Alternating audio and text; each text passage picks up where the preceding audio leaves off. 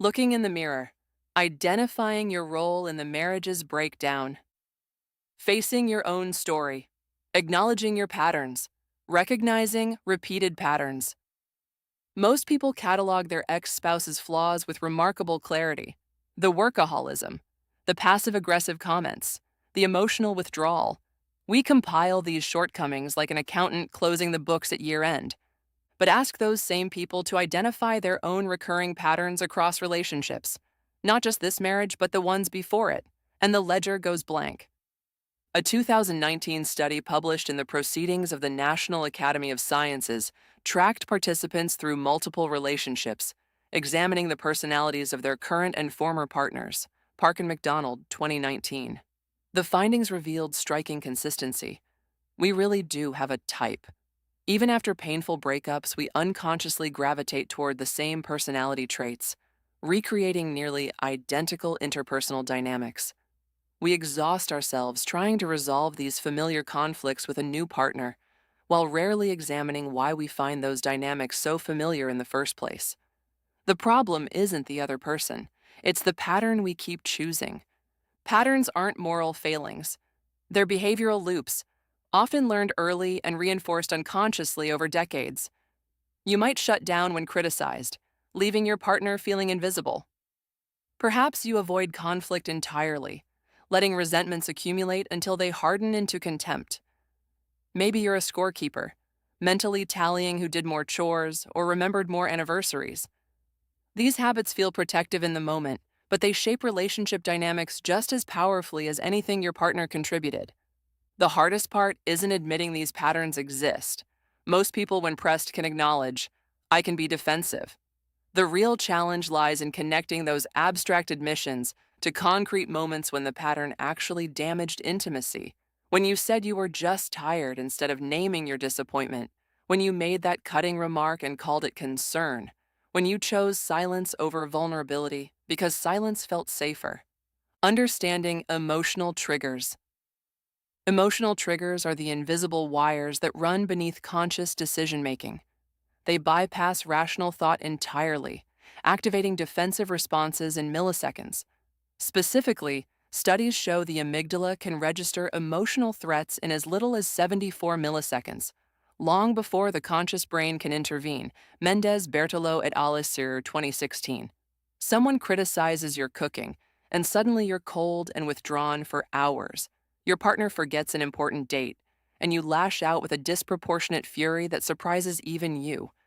These reactions aren't random. They're patterned responses to perceived threats, often rooted in experiences that have nothing to do with your spouse. Understanding triggers requires distinguishing between the stimulus and the response. The stimulus is what happened. Your partner came home late without calling. The response is your reaction: panic, accusations, or emotional withdrawal.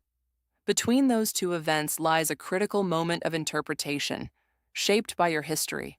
Maybe being ignored as a child trained your brain to equate lateness with abandonment. Maybe a previous partner's infidelity conditioned you to see innocent delays as suspicious behavior. Your brain doesn't pause to verify which scenario applies. It just sounds the alarm. The good news? Once you can identify your specific triggers, you can begin to interrupt the pattern.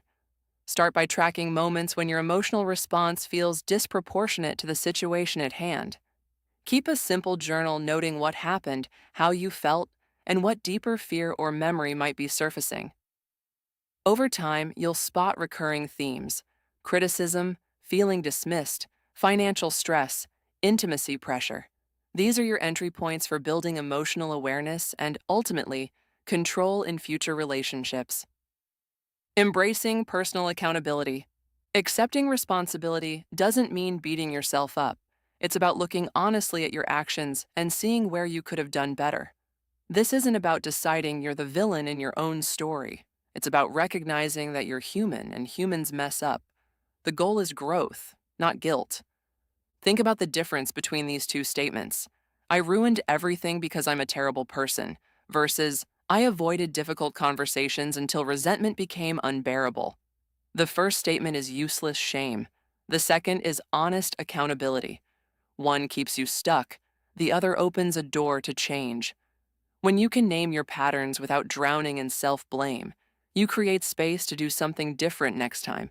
A process supported by research showing that self-compassion actually increases our motivation to correct mistakes and avoid repeating past transgressions. Brains and Chen, 2012. Brown, 2012. Start by asking yourself some tough questions.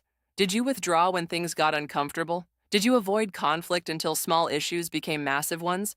Maybe you prioritized keeping the peace over speaking your truth. These aren't character flaws. They're behaviors, and behaviors can be changed once you see them clearly. The trick is to stay curious instead of critical. Instead of, why am I so terrible at this? Try, what was I trying to protect by doing that? Often, our unhelpful patterns started as survival strategies. Understanding the why behind your actions helps you find compassion for yourself while still committing to change. This work isn't easy, but it's essential. You can't build a healthier future relationship, whether with a new partner or with yourself, without first understanding your role in what didn't work before. Breaking free from the blame game, shifting perspectives, understanding personal biases. When you replay conversations from your marriage, you're not watching an objective recording. You're streaming a heavily edited version, produced by a brain with strong opinions about who you are, what you deserved, and what really happened. Psychologists call this autobiographical memory bias, the tendency to reshape past events so they align with our current beliefs about ourselves and others. Ross and Wilson, 2003. Your brain isn't lying to you exactly. Rather, it is dynamically reconstructing the past to protect a coherent narrative of the self. Conway and Pladel Pierce, 2000. If you believe you were the reasonable one trying to save the marriage, your memory will spotlight moments when you suggested counseling while downplaying the weeks you gave your partner the silent treatment. If you've decided you were the victim, you'll vividly recall every dismissive comment they made, but conveniently forget the times you did the same. This isn't manipulation. It's how human memory works, especially in close relationships where partners frequently reconstruct their shared history to align with their current satisfaction. Carney and Coombs, 2000. We're wired to construct stories that make sense of who we are, even if it means bending the facts to fit the plot. The problem? These biased narratives don't just distort your past, they shape your future. When you can't see your own contribution clearly, you can't learn from it. You'll carry the same blind spots, the same defensive patterns, the same communication breakdowns straight into your next relationship. The narrative you're protecting isn't keeping you safe. It's keeping you stuck. Breaking free starts with naming the biases you're running. Are you cherry-picking evidence that proves you were right? Are you casting yourself as the hero or the martyr in every scene? Once you recognize these patterns, you can start asking harder, more honest questions about what actually happened and what part you played in it. Embracing new viewpoints. When a marriage ends, it's easy to loop every problem back to your ex. But here's the thing. The story you're telling yourself, where you're either the helpless victim or the unappreciated hero, is probably incomplete. That narrative might protect your ego in the short term, but it keeps you stuck in the exact patterns that contributed to the breakdown in the first place. A longitudinal study by psychologist Eli Finkel and colleagues, 2013, tracked 120 married couples for 2 years, asking participants to regularly record their emotional states and analyze the events leading to relationship struggles. Finkel et al. In 2013. The couples who could acknowledge their own role in conflicts without immediately deflecting blame showed significantly faster emotional recovery and better relationship outcomes in the future. They weren't ignoring their partner's faults. They were simply willing to examine their own contribution with honesty.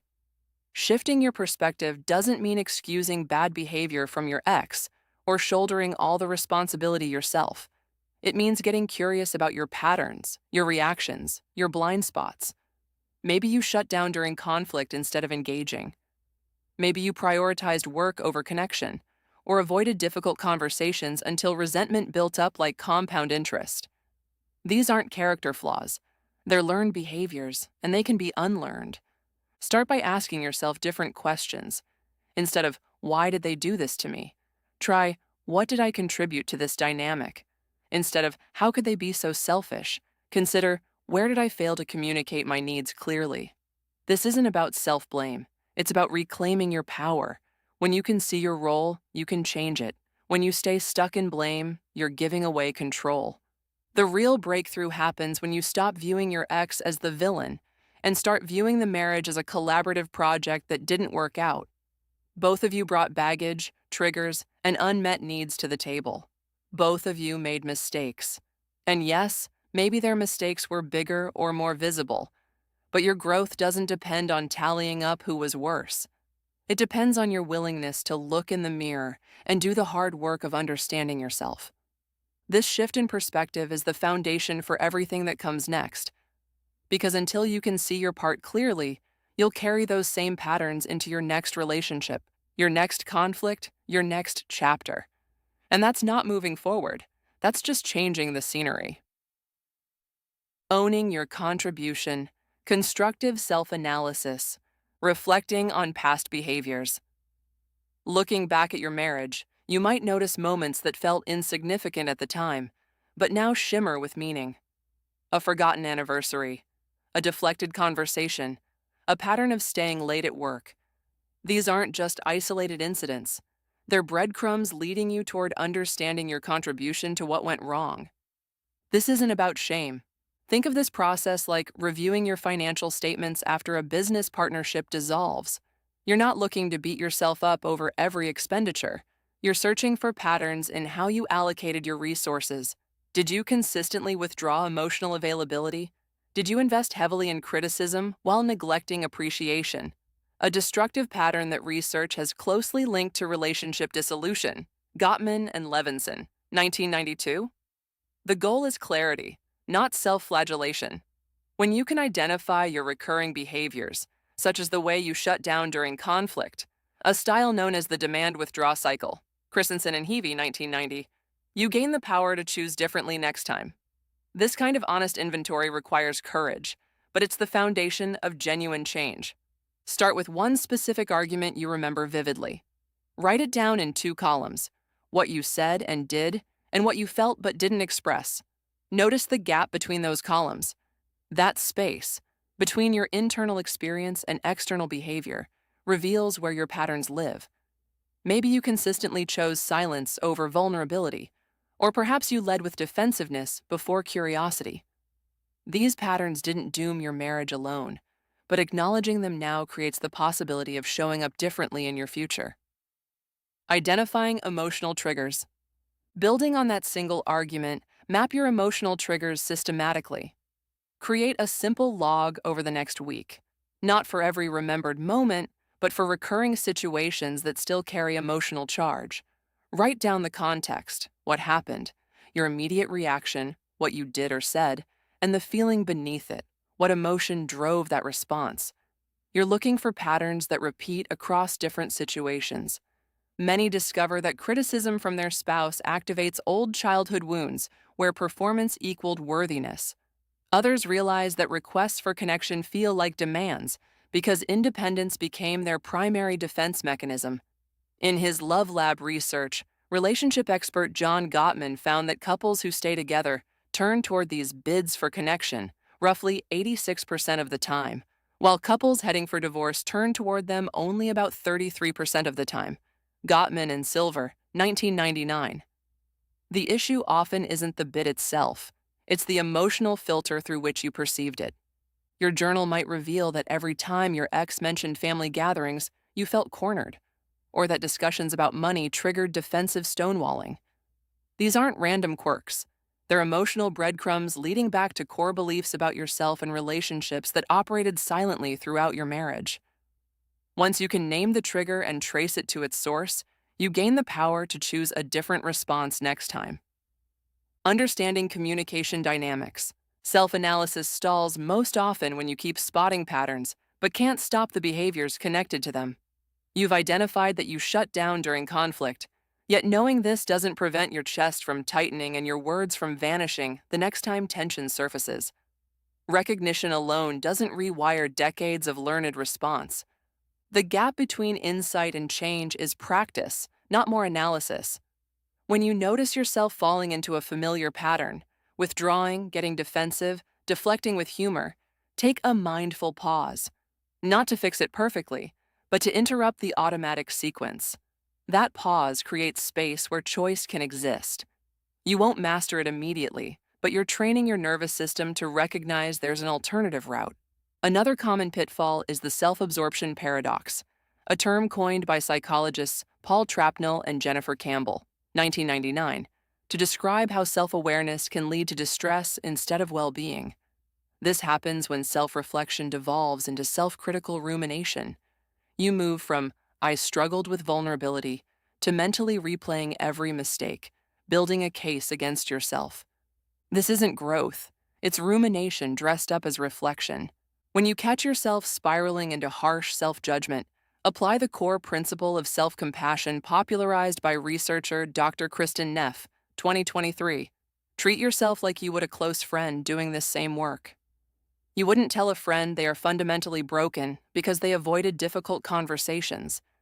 You would acknowledge the pattern, recognize it as part of our shared humanity, and encourage small experiments with new approaches. The same kindness applies to you, practicing forgiveness and growth. Progress doesn't arrive in breakthroughs. It accumulates in small adjustments, noticing a familiar trigger 1 second sooner, choosing to stay in a conversation instead of walking away, or asking for what you need even when your voice shakes. These moments feel insignificant while they're happening, but they're the actual substance of change. You won't get it right most of the time, and that's expected. Growth isn't linear. Some weeks you'll handle conflict beautifully, then regress completely when stress spikes or old wounds get poked. That regression isn't failure. It's your nervous system defaulting to what kept you safe before. The work is gently redirecting it, not punishing yourself for being human. The obstacle that derails most people isn't lack of insight or effort. It's the expectation of transformation without setbacks. Research by Dr. Philippa Lally at University College London shows that forming a single new automatic habit takes an average of 66 days and can take up to 254 days. Lally et al. 2010. Sustainable change requires patience with the messy middle, where you know better but don't always do better. When setbacks happen, and they will, resist the urge to declare the whole project pointless. Instead, treat each stumble as data. What circumstances triggered the old pattern?